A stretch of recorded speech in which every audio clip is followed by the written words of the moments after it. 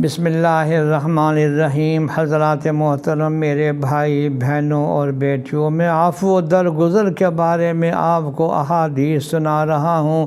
آج پہلی روایت جناب رسول اللہ صلی اللہ علیہ وسلم نے فرمایا، جس کے پاس اس کا بھائی معذرت خواہ ہو کر آئے تو اس کا عذر قبول کرے، خواہ وہ صحیح ہو یا غلط۔ اگر ایسا نہیں کرے گا یعنی عذر قبول نہیں کرے گا تو حضرت صلی اللہ علیہ وسلم نے فرمایا تو اس کو کہہ دو میرے حوض کوثر پر پھر نہ آئے۔ اللہ اکبر۔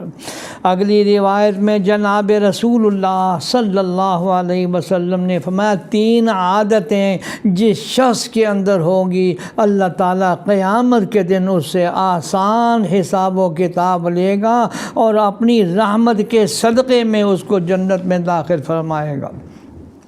صحابہ کرام نے عرض کی، ہمارے ماں باپ پر آپ پر قربان ہو اے اللہ کے نبی، وہ کون سی 3 عادات ہیں؟ آپ صلی اللہ علیہ وسلم نے جواب دیا، نمبر 1، جو تمہیں محروم کرے تم اسے نواز دو، اسے محروم کرنے والے پر ہدیہ کر دو، اور جو تم سے تعلق توڑے تم اس سے جوڑو۔ یہ نمبر 2 ہے۔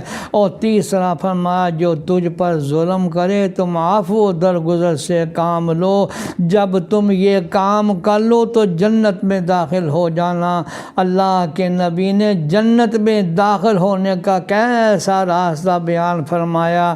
اللہ جی عمل کی ہمیں توفیق عطا فرما، آمین یا رب العالمین۔